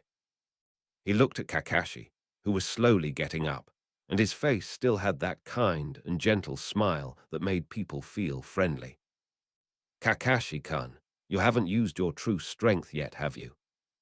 He paused, his tone carrying a guiding certainty. I've heard that Lord White Fang's swordsmanship is unparalleled in the ninja world, a master swordsman who strikes fear into the hearts of countless enemies. As Lord White Fang's son, you must be very skilled with your swordsmanship as well, right? As he spoke, Shinichi walked to the weapon rack on the side and took out a samurai sword. Victory alone is not enough. Far from enough. He rejected any explanations of luck, chance, or his opponent's carelessness, instead summarizing his victory as an unexpected one due to his opponent's underestimation of him. What he wanted was an undisputed, comprehensive victory that crushed his opponent in the very area where he should have been strongest. Directing attention to swordsmanship was his next carefully planned step. If the father is a top-tier swordsmanship master who is renowned throughout the ninja world, then the son should naturally inherit his amazing swordsmanship talent. This is the most natural association people would make, especially in a world where bloodline is paramount. Although Kakashi has defeated all his opponents in a very casual manner over the past few months, no one has ever seen him actually fight with a sword. However, this does not prevent people from believing that Kakashi, as the son of White Fang, is in his complete form and his true strongest form when he uses a sword. Regardless of whether the facts are true or not, once public opinion and impressions are formed, they become the truth. He wanted to firmly etch the fact that Shinichi Higashino defeated Kakashi Hatake, and that he defeated Kakashi Hatake in his strongest state, into everyone's mind. Then, Kakashi-kun, would you allow me to witness the brilliance of Lord White Fang's swordsmanship? Shinichi took a deep breath, slowly drew his katana, and said seriously, let me truly experience your full strength. This sentence was another carefully designed move by Shinichi. He cleverly used this sentence to silently place a heavy choice and expectation on Kakashi's shoulders. Kakashi's pride as a genius and his deep-seated respect and protectiveness towards his father, the White Fang of Konoha. It would be almost impossible for him to use ninjutsu in the subsequent match after his opponent had so solemnly challenged him with swordsmanship. He would see it as a disrespect for his father's swordsmanship. Shinichi had calculated this precisely, and he wanted to continue to pull Kakashi into areas where he had a greater advantage, pure physical combat and melee weapon clashes. At the same time, it also avoids the possibility that Shinichi might be caught off guard and lose his way due to the opponent using ninjutsu. Shinichi's swordsmanship, learned at the Kendo dojo, was naturally inferior to Kakashi's swordsmanship under the tutelage of Konoha's White Fang. However, in the clash of weapons, the overwhelming power brought by innate divine strength, the overall physical qualities improved by swordsmanship apprentice, the extra endurance and stamina provided by tenacity, and the flexibility and speed increased by agility, etc. This gives Shinichi a significant advantage in terms of physical attributes. On the field, everyone's eyes and expectations were focused on the silver-haired genius who had stood up again. Good. Kakashi slowly raised his head, and his eyes, which always carried a hint of laziness and indifference, finally sharpened. He didn't say much, but simply pulled out a short sword from his ninja tool pouch at his waist, a size perfectly suited to his height and arm length. The two men faced off once again on the field, and World War II was about to begin. Shinichi, hold still. Go for it, Shinichi. You can definitely win. Cheers erupted again from Class 2's ranks, but this time the voices were less unrestrained and more filled with tense anticipation. Meanwhile, the deathly silence on Class 1's side was finally broken. Kakashi, go. Let him see Lord White Fang's swordsmanship. Among them, Obito Uchiha, who had previously cheered for Shinichi in the opposite direction, was now shouting the loudest and most urgently, his face flushed red. Damn it, Kakashi, you're a genius. Don't let your guard down anymore. Give it your all, you have to win. In the arena, Kakashi seemed oblivious to the commotion behind him. He slightly turned his wrist, changing his grip on the short sword from a regular hold to a reverse grip, which was more suitable for thrusting and unpredictable maneuvers, and leaned his body slightly to the side. The next moment, he moved, his figure suddenly blurred, as if he had turned into a silver line that skimmed the ground. With extremely fast speed and irregular zigzag footwork, he moved rapidly around Shinichi, looking for an angle to enter. Shinichi stood firmly in the center, holding the sword in both hands, his eyes calmly following the silver streak. He knew perfectly well that although his systematic study of swordsmanship had a solid foundation, it was certainly not as refined and varied as Kakashi's White Fang sword technique, which was rooted in his family tradition. His chances of winning lie in dragging the battle into the rhythm he is best at, using force to overcome skill and simplicity to overcome complexity. Chapter 10. Shining in Konoha in the Name of Genius. Kakashi's first probing attack has begun. He suddenly cut in from Shinichi's blind spot, his short sword moving silently like a venomous snake, aiming for Shinichi's elbow joint with an extremely tricky angle. Shinichi did not attempt to block the swift attack with his longsword, as that would likely miss. He reacted immediately, taking a half step back and using his waist to push off with his longsword, delivering a heavy and swift horizontal sweep. He used offense as defense, and the blade was aimed at all possible paths Kakashi might take. This strike was powerful and incredibly fast, accompanied by a whistling wind pressure. Kakashi's pupils contracted slightly, and he instantly stopped his thrusting motion. Without hesitation, he leaned back and spun around, like a willow leaf swaying in the wind, narrowly letting the blade graze his nose. He didn't take the bait at all, nor did he give Shinichi a chance to use it to pursue him. With a light step, he glided in another direction. After being crushed in the first physical duel, Kakashi had already deeply realized Shinichi's inhuman strength. Therefore, when this second swordsmanship duel began, his tactics were crystal clear from the start. Loiter round, look for weaknesses, strike decisively, and never give the opponent a chance to utilize their strength advantage. Thus, in the first round, the exchange was very close, but there was no real collision. But soon, Kakashi's offensive came in waves. His figure moved swiftly from left to right, his short knife sometimes thrusting like lightning, sometimes slicing like a gentle breeze towards vulnerable spots like the knees, wrists, and ribs. His swordsmanship was agile and unpredictable, his footwork exquisite. He made full use of the short sword's flexibility and his own speed, bringing out the speed and variability of White Fang's swordsmanship to the fullest extent. Shinichi was like a rock in a raging torrent. His range of movement was small, but every step he took was solid and firm. He gave up chasing Kakashi's ghostly figure and instead focused on defense and counterattack. He wielded his longsword, no longer pursuing perfect sword techniques, but transforming it into the most effective way to parry and drive away. Each swing of the sword was powerful and heavy, the wind from the blade billowing, not aiming to hit the target, but only to force Kakashi to stay away and prevent him from completing his exquisite combo. Snap! The short sword slashed across Shinichi's arm, cutting his clothes, but Shinichi quickly tensed his muscles and slightly turned his body, dissipating most of the force and leaving only a shallow mark. Call!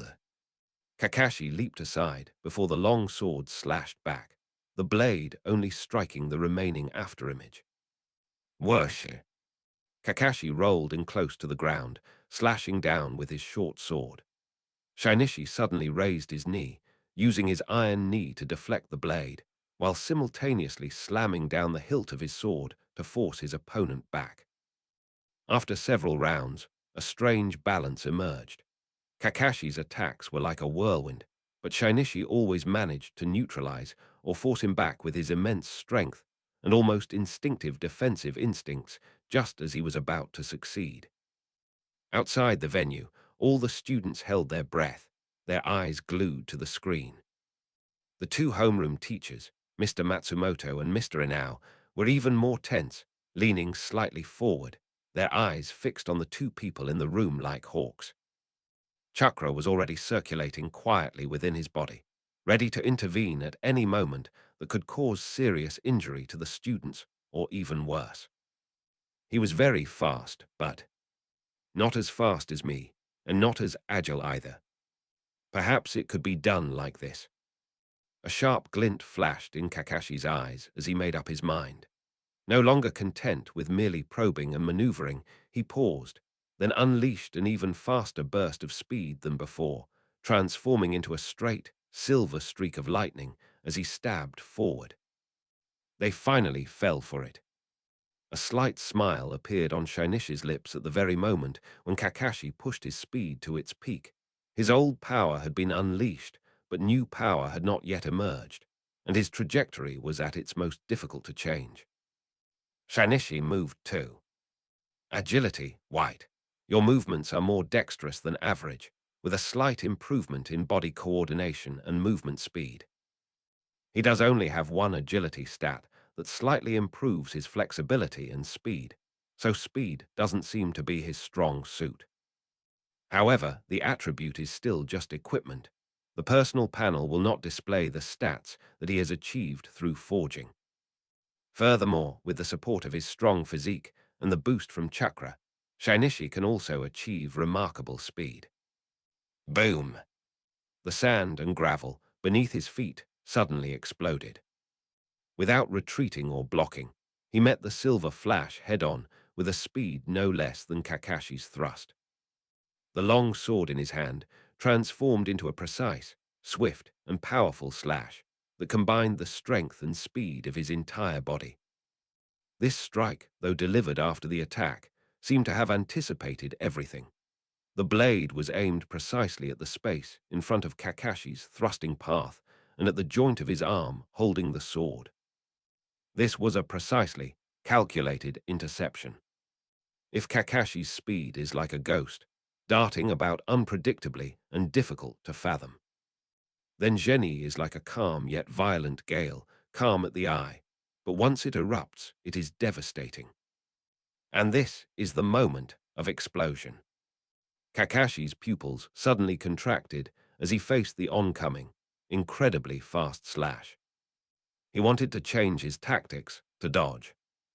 But the body is already difficult to control at its maximum speed, and all the momentum and power are poured into this thrust. Retreat. Too late. Hide. The blade has blocked all angles. Withdraw the move. We've lost our balance. He had no choice but to take it. Clang. The short sword and the long sword finally clashed together solidly, with no way to avoid it. The sound was deafening, far surpassing any previous encounter. Sparks flew from the point where the two swords clashed. Kakashi felt an irresistible torrent of force slam into his sword. His arm went numb and sore, and the short sword in his hand trembled violently, almost slipping out of his grasp. Instantly, his defenses were wide open, revealing his vulnerability. It's now. A cold light burst forth from Genie's eyes, and the raging wind finally broke free from its restraints, transforming into a devastating tsunami. He took a step forward, his aura rising to its peak, and with no more reservations, he swung his long sword down in a simple and brutal manner. There are no fancy tricks, only the purest power and speed. Kakashi, on the other hand, once again felt with unparalleled clarity the same relentless, suffocating, and relentless pursuit that Shinichi had shown during their first battle. Clang! The first strike sent Kakashi's barely raised short sword flying. Boom! The second strike, The back of the blade slammed into Kakashi's hastily raised arm, causing him to groan in pain as his defense completely crumbled. Brush. The third strike. The cold blade was already firmly pressed against Kakashi's neck, bringing a chilling sensation. The storm started suddenly, and then stopped just as abruptly. Shainishi's weapon once again came to a steady stop just before Kakashi's throat. The field fell into absolute silence, as if all sound had been removed. Only the long sword, symbolizing utter victory, reflected a merciless gleam in the sunlight. At this moment, there is no longer any debate about who will win or lose. Chapter 11. Shining in Konoha in the name of genius. You flatter me, Kakashi. Seeing Kakashi's bewildered expression, Shinichi Higashina slowly withdrew the long sword he had been holding against Kakashi's throat. 5 years of planning, accomplished in one day. Shinichi had rehearsed this scene in his mind countless times, imagining the ecstatic feeling he would have after defeating this genius. But now, as it all actually happened and the dust settled, he felt a deep, calm stillness. Even a trace of indescribable emptiness. I lost. Kakashi regained his senses and looked at the black-haired boy in front of him. This time you won. However, it doesn't mean my father's swordsmanship was lacking. It's just that he pursed his lips, not uttering words like insufficient skill or lack of strength. Next time I'll win. Shinichi met his gaze, his face still bearing that gentle and sunny smile. I look forward to our next match, Kakashi-kun. Ahem. Matsumoto Fumio stepped forward at the opportune moment, standing between the two, and announced in a loud voice, "This practical assessment is now concluded. The winner is Higashino Shinichi." Shinichi, Shinichi, Shinichi. Before Mr. Matsumoto finished speaking, the Class 2 line erupted like a long-suppressed volcano. The deafening cheers soared into the sky.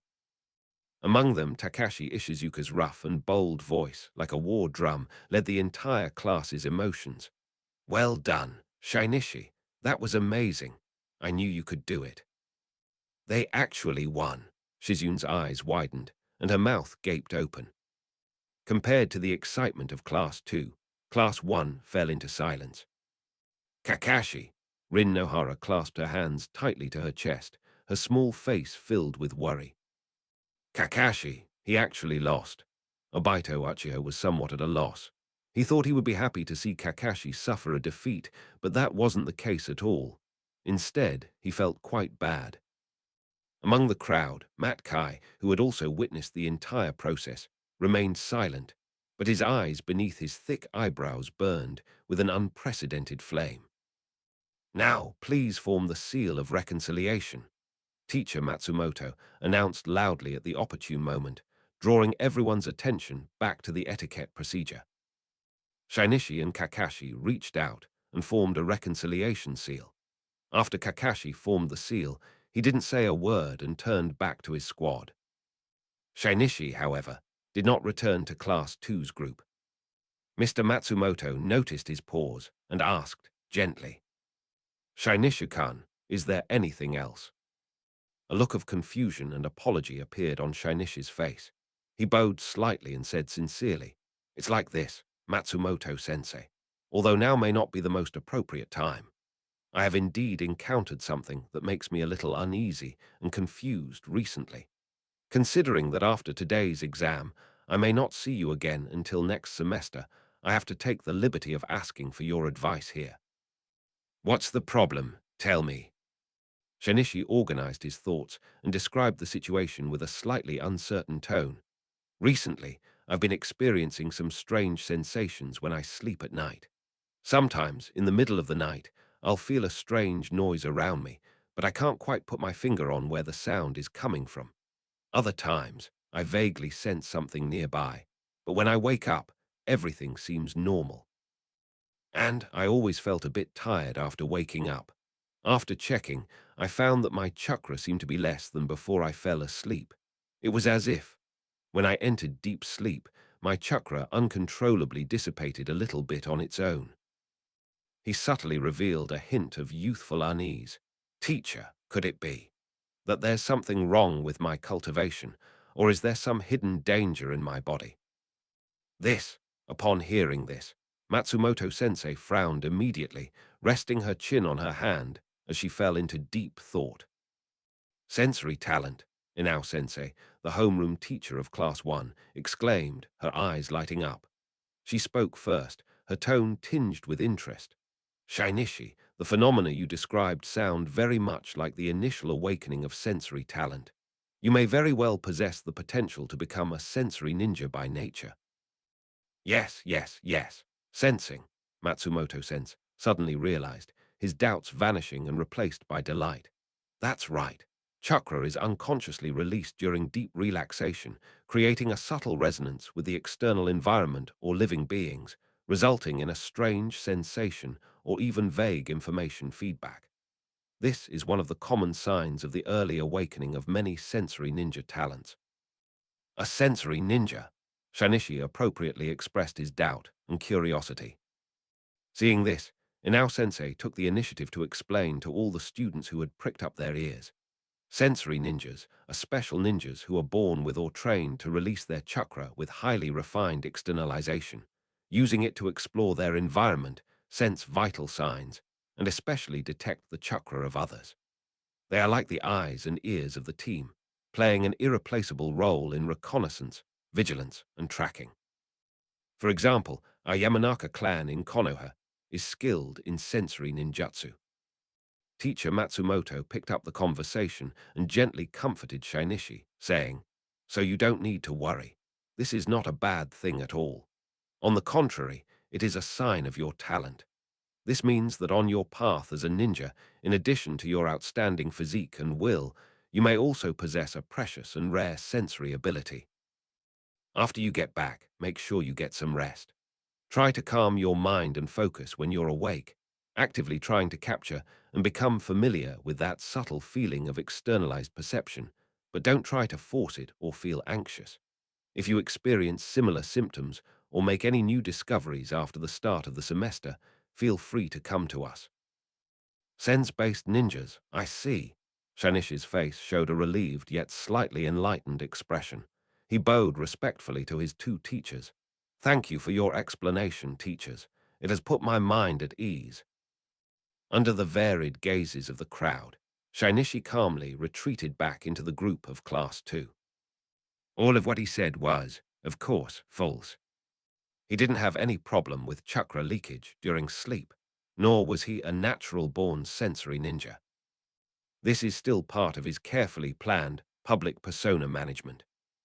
Taking advantage of the excellent opportunity of having just defeated Kakashi and become the focus of everyone's attention, he sowed the seeds of his potential sensory talent in public in a gentle way, as if asking for guidance on his troubles. The authoritative teacher made a judgment and explanation on the spot that it was suspected sensory talent, which many students heard and witnessed firsthand. The seed of impression has already been sown. Once this understanding is passed down from students to their homes, or perhaps recorded by teachers, and gradually spreads throughout Konoha village, then the world will believe that Shinichi Higashino possesses a talent for perception. At that time, there is a high probability that new terms related to perception will appear on his personal panel. Shinichi always adheres to a core principle in creating his character. Take steady steps, start with the real and work his way up to the unreal, and accumulate small victories into a big one. He never dared to dream of, nor would he ever rashly create, those super-powerful character designs that were like castles in the air, thereby directly generating powerful terms such as wood release, sharing, and various bloodline limits, or even six paths reincarnation, and words becoming law. These are lies that are easily exposed, and the cognitive strength and breadth required to generate them must be terrifying. Therefore, he always starts with qualities that are consistent with his background, actual performance, or reasonable logic, and that can withstand basic scrutiny and the test of time. Perception talent is one of them. Just like traits such as great strength and diligence, these are not exclusive to bloodline limit ninjas. Ordinary ninjas may also possess sensory talents. After Shinichi returned to the group, the final practical assessment continued. While there were certainly highlights in the subsequent matches, the other matches inevitably seemed somewhat bland after the spectacular showdown that followed. The students in both classes either gave it their all or took it very seriously, until the sun began to set and all the assessments finally came to an end. The exam is over, but the ripples caused by this assessment, especially one of the duels, are far from subsiding. Instead, like a boulder thrown into a lake, the ripples are spreading rapidly. On the way home from school in Konoha. Hey, did you hear? Kakashi, that genius from Class 1, Grade 1, lost his practical assessment to a student from the same grade today. What? How is that possible? Didn't the teachers all say that Kakashi's strength was enough to graduate and become a full-fledged genin? Last time, two seniors who graduated this year and became genin came to cause trouble because they couldn't stand Kakashi's title of Hokage potential, and they were both defeated by Kakashi. Absolutely true. Moreover, Kakashi even used a sword later on. It was Lord White Fang's swordsmanship. You must know that he had never used a sword against any of his opponents before. Hiss, he still lost even after using his family's swordsmanship. Where did this monster come from? What's its name?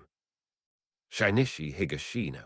He's in Class 2 of the first year and supposedly comes from a commoner background. The well-informed upperclassman confidently uttered the name. At a training ground in the evening.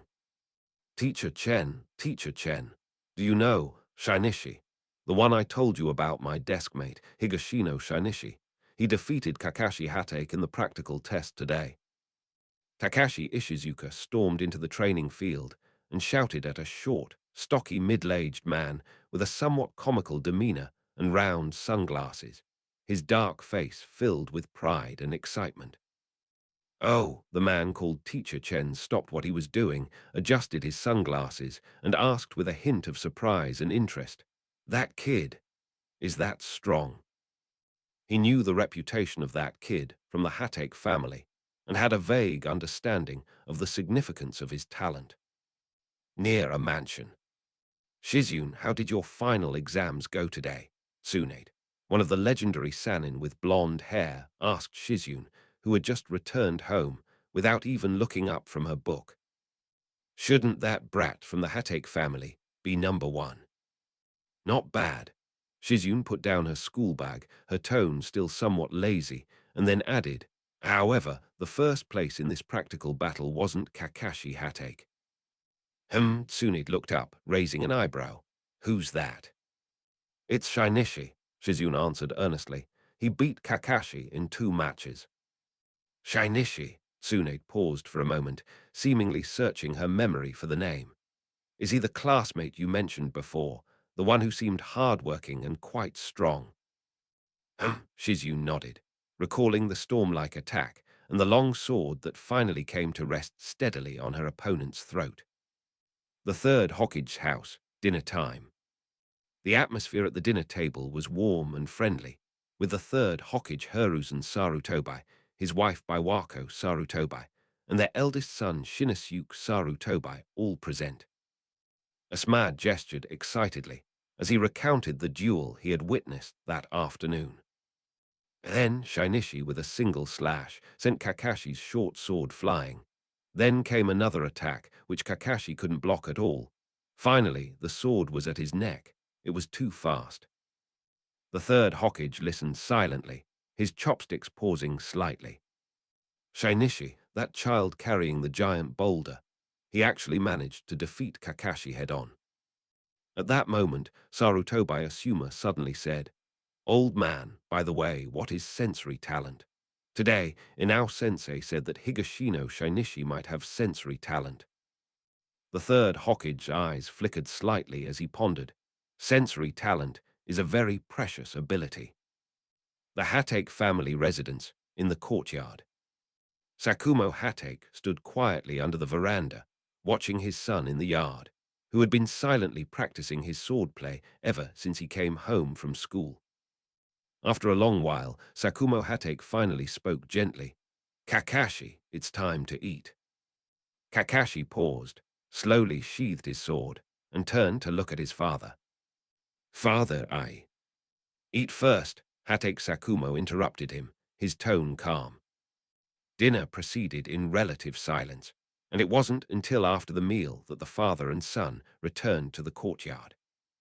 "I've heard about what happened today," Hatake Sakumo said, looking at his son. "How does it feel to lose?" "I'm so unwilling to accept this." Kakashi lowered his head, clenching his fists. "I was too careless, and my strength—" "Kakashi!" Sakumo Hatake placed his hand on his son's shoulder. "Look at me. A temporary victory or defeat means nothing in the long ninja career. Defeat is a mirror to see your own weaknesses. In my eyes, your talent and potential are far greater than mine were back then. Your future is definitely not limited to this." Kakashi raised his head, his eyes burning with renewed fervor.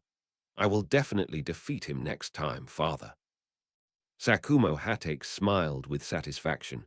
"I believe you. However, cultivation must be done step by step. One cannot be impatient for quick results."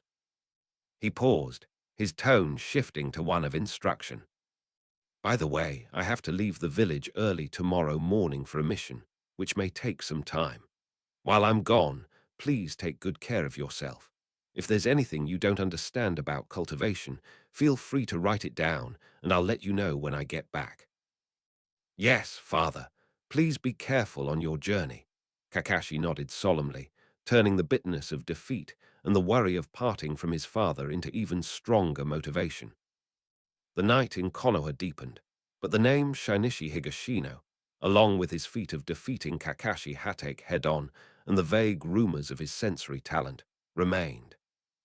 But like a wildfire that suddenly ignites, it sprang up and spread at an alarming speed in every corner of the village, scorching the perceptions of many. 1 week later, the impact of defeating Kakashi was immediate. As Shinichi walked down the street, he could feel the sidelong glances and scrutiny from passers-by more frequently and occasionally catch snippets of hushed whispers. This level of fame is something he had never achieved in the years before. During this period, Shinichi's personal panel generated new entries, and some existing entries were also upgraded. However, the most anticipated and core change has yet to materialize. Just as Shinichi was feeling somewhat disappointed and thought his plan might fall through. That morning, after he finished his morning exercise and returned home to wash up, his mind habitually scanned his personal panel. Without warning, a bright blue light suddenly appeared at the very top of the talent attribute column. The light was pure and profound, with a kind of otherworldly quality, completely different from the white and green radiance of the past. Amidst the light, a brand new line of writing, seemingly formed from starlight, slowly emerged and solidified. "Genius Blue, you are an absolute genius who demonstrates exceptional talent in every aspect. Efficiency and potential in all areas, including learning, practice, practical application, and innovation, have all seen comprehensive and significant improvements." He, ha. Looking at the newly generated entry, Shinichi's lips curled into a smile, and a low, trembling laugh escaped from his throat, which he initially managed to suppress. But the emotions that had been building up for so long soon burst forth like volcanic lava that had finally found a crack and could no longer be contained. Water. Chapter 12. A Bountiful Harvest. The madness on Shinichi's face receded like the tide, and he returned to calm. He turned his gaze to his personal panel. Name, Shinichi Higashino. Occupation, Ninja Academy, Student Swordsmanship Apprentice. Talents, Genius, Blue, Innate Super Strength, Green. Diligence can make up for lack of talent, Green. Quick Thinking, Green. Swordsmanship Proficiency, Green. Sensitivity, White. The changes to the panel are significant compared to a week ago. Genius Blue goes without saying. This is the most crucial victory of this plan and a sign of qualitative change.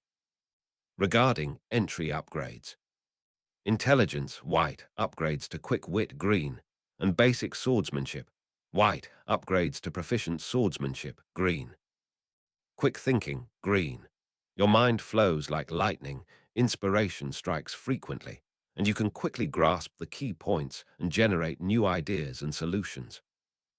This change was logical.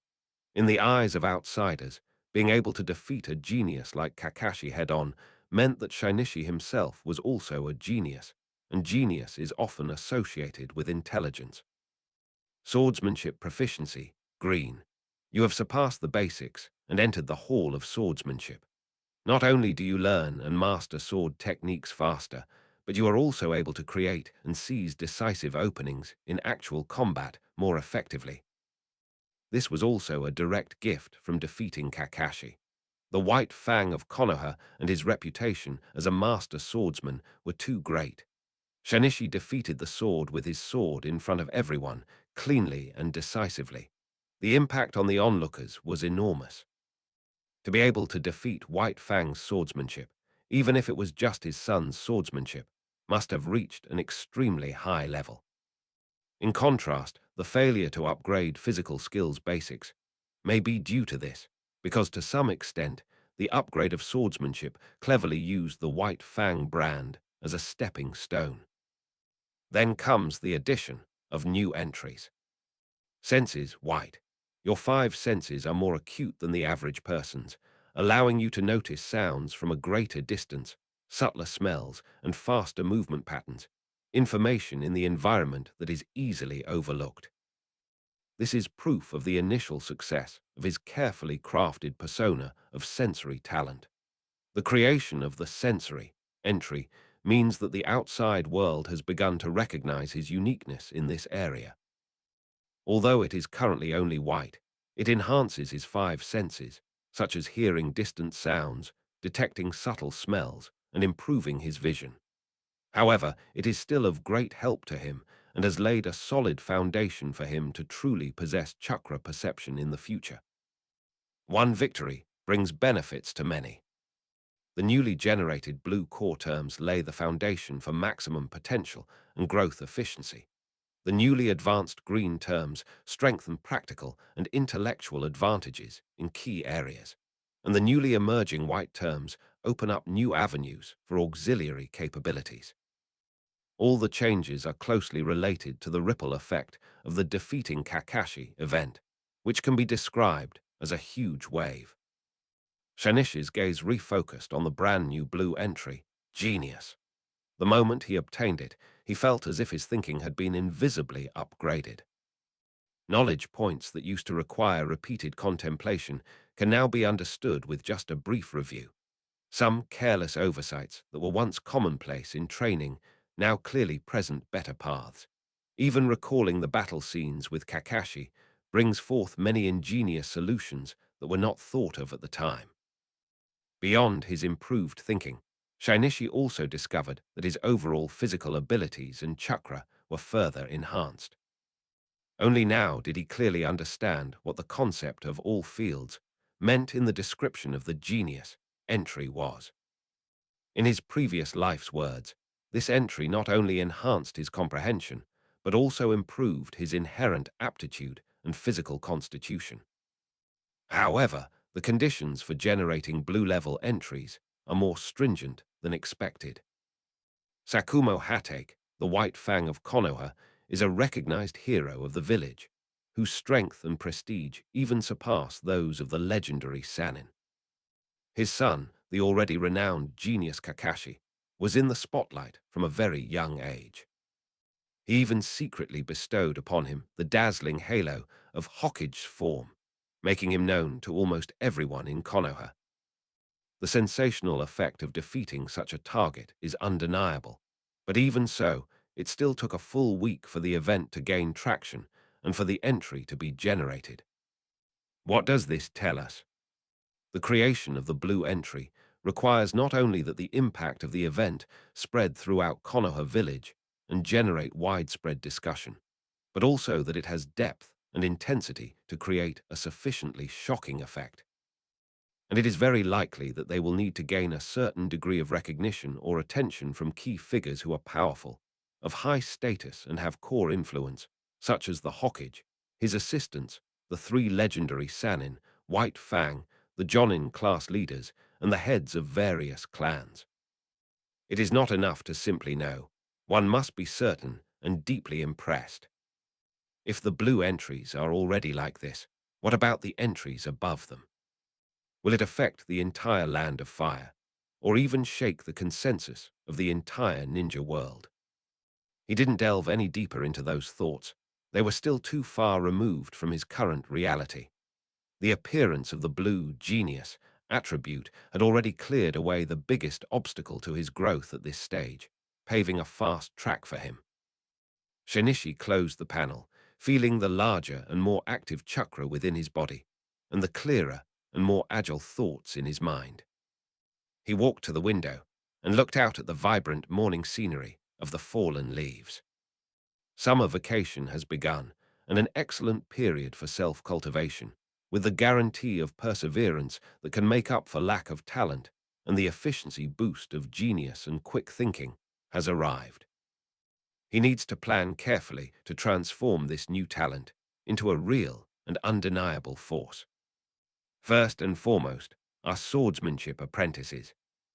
Shinichi is going to use this month-long vacation to officially graduate from Yamashita-sensei's kendo dojo, cross that threshold, and become a recognized, formal swordsman.